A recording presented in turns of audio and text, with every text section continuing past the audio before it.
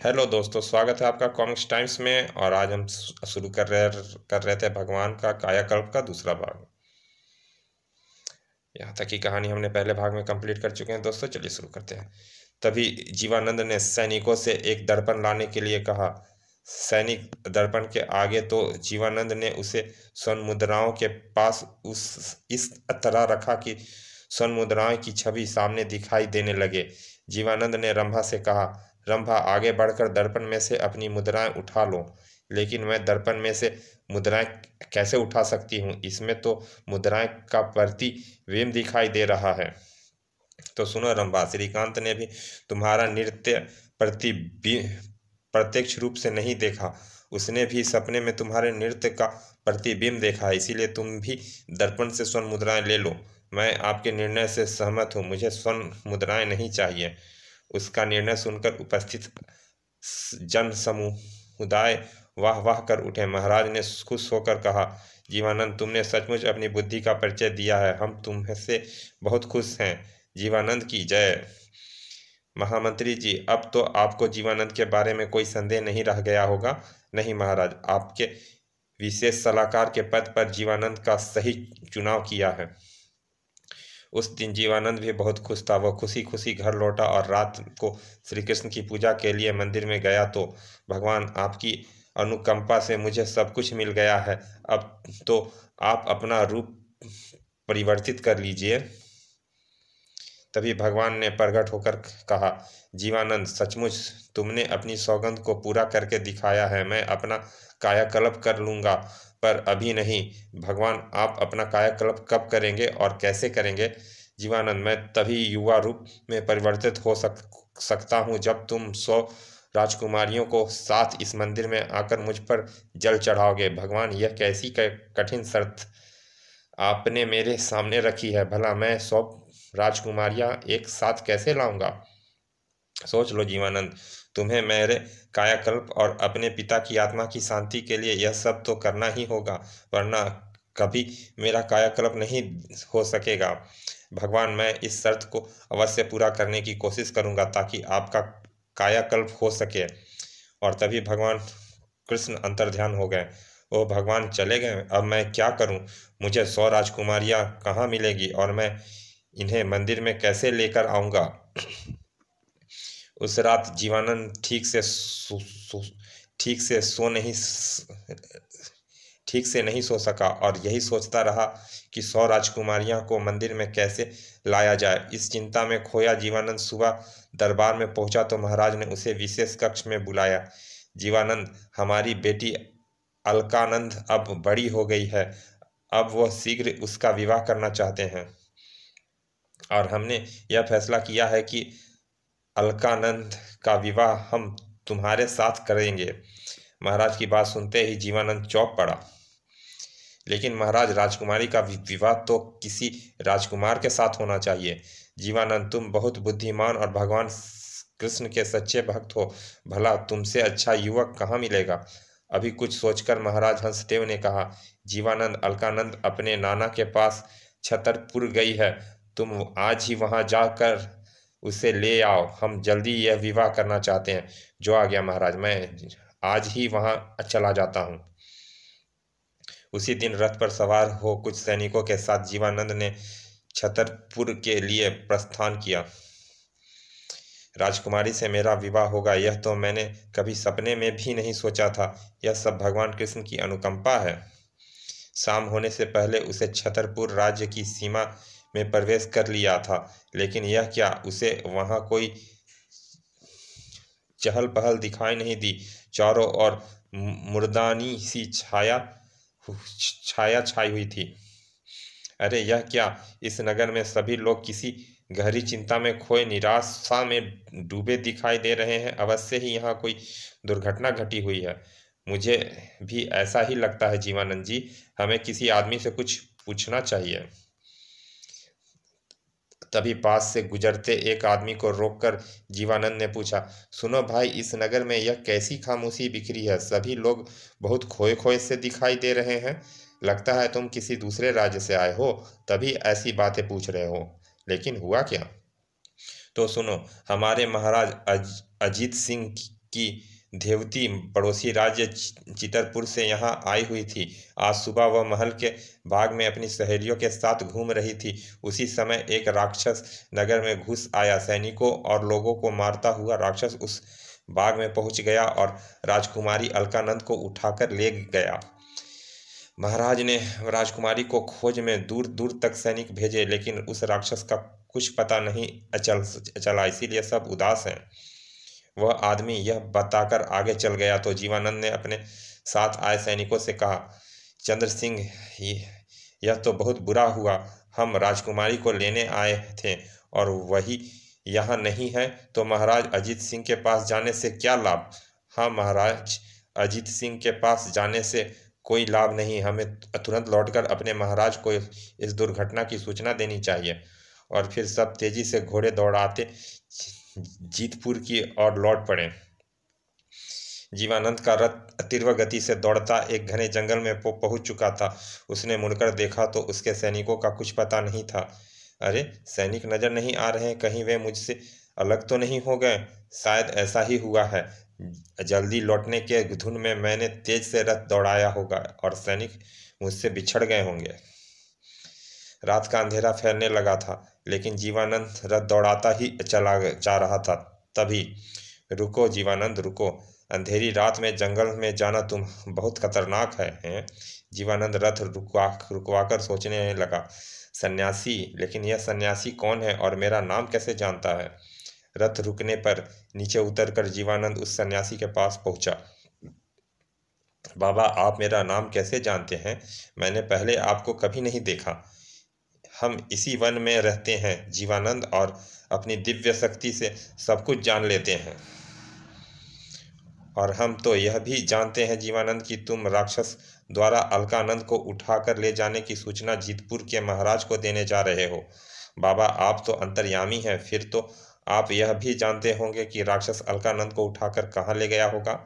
अलकानंद को भीमासुर राक्षस कुर्मांचल पर्वत पर ले गया है। भीमासुर 100 राजकुमारियों को एकत्रित करके अपने देवता पर बलि चढ़ाकर उससे अमर शक्ति प्राप्त करेगा। अब उसे एक राजकुमारी का अपहरण और करना है, फिर उसे कोई नहीं मार सकेगा। ओ, तब तो बहुत अनर्थ होगा। बाबा, क्या इस भीमासुर को बलि देने से रोका नहीं जा सकता है? रोका जा सकता है जीवानंद। उस राक्षस की मृत्यु तुम्हारे हाथों हो सकती है और तुम उन सब राजकुमारियों को उसके हाथों से बचा सकते हो। वो भगवान ने कहा था 100 राजकुमारियों को मंदिर में लाकर तुम मेरा कायाकल्प कर सकते हो। बाबा, मैं उस भीमासुर को कैसे मार सकता हूँ और उसके पास कैसे पहुँच पाऊंगा? जीवानंद, तुम यह डंडा ले जाओ, यह तुम्हारे बहुत काम आएगी। कुर्मांचल पर्वत का रास्ता मधुमक्खियों के एक विशाल छत्ते से होकर जाता है। उस रात जीवानंद ने सन्यासी की कुटिया में विश्राम किया। सुबह होते ही सन्यासी के चरण स्पर्श कर जीवानंद बताई हुई दिशा में तेजी से चल दिया। उधर भीमासुर राक्षस अंतिम राजकुमारी को भी उठा लाने में सफल हो चुका था। यह लो, यह आखिरी राजकुमारी भी ले आया हूँ। इसे भी इन राजकुमारियों के साथ बंदी गृह में डाल दो। कल सुबह पूजा आरंभ करके इन सब की बलि दूंगा। नहीं, मुझे छोड़ दो। अगले दिन भीमासुर राक्षस ने अपने देवता के सामने पूजा शुरू कर दी। बंदी के रूप में 100 राजकुमारियां वहां उपस्थित थी। जय महाकाल, जय जय देवता विशाल। इधर जीवानंद सन्यासी द्वारा बताए रास्ते पर चलकर मधुमक्खी के छत्ते के पास पहुंचकर रथ से नीचे उतरा। ओह, इतना विशाल मधुमक्खियों का छत्ता! यह मधुमक्खियां भी कितनी भयंकर है। अब इन्हें कैसे मारूं? यह तो मेरी मौत निश्चित है। मुझे चुपचाप वापस लौट चलना चाहिए। और जीवानंद रथ पर सवार होकर वापस लौट चला। लेकिन कुछ दूर पहुंचकर वह कुछ सोचकर रुक गया। ओह, यदि मैंने राक्षस को मारकर राजकुमारियों को ना छुड़ाया तो भगवान का कायाकल्प कैसे होगा? नहीं, मैं राक्षस को अवश्य मारूंगा, चाहे मधुमक्खियां मेरे प्राण ही ले ले। यह सोचते ही जीवानंद ने रथ फिर मधुमक्खियों के छत्ते की ओर मोड़ लिया।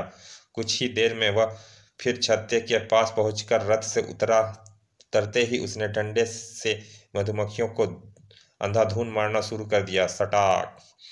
अचानक हुए पर प- अचानक हुए प्रहारों ने मधुमक्खियों को क्रोधित कर दिया। तभी उन्होंने जीवानंद पर आक्रमण कर दिया। ओह सटाक सटाक, ओह हाय बचाओ।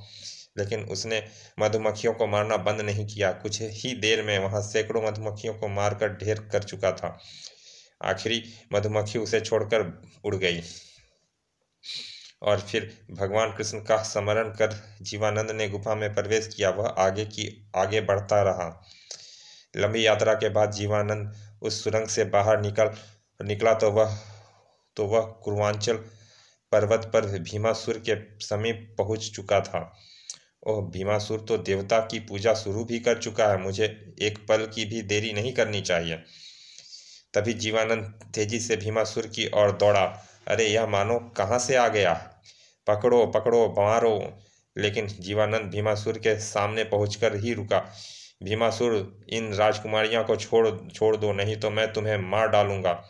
हाँ, इतने राजाओं की बड़ी बड़ी सेना मेरा कुछ नहीं बिगाड़ सकी, फिर तू मुझे क्या मारेगा। भीमासुर, तेरी मृत्यु मेरे ही हाथों लिखी है। यह कहते ही जीवानंद ने उस डंडे से भीमासुर पर निरंतर प्रहार शुरू कर दिया। हा हा हा, इस डंडे से मुझे मारोगे मच्छर, मैं अभी तुझे चुटकियों में मसल दूंगा। भीमासुर ने बाएं हाथ आगे बढ़ाकर जीवानंद को पकड़ने की कोशिश की तो उसने डंडे से उसके हाथ पर प्रहार किया। खचक खच। आ। भीमासुर के हाथ की उंगलियां कटकर दूर जा गिरी। देखने से यह डंडा था, लेकिन भीमासुर के हाथ पर किसी तलवार की तरह लगा। फिर डंडे के निरंतर प्रहारों से जीवानंद ने उसका आधा हाथ काट गिराया।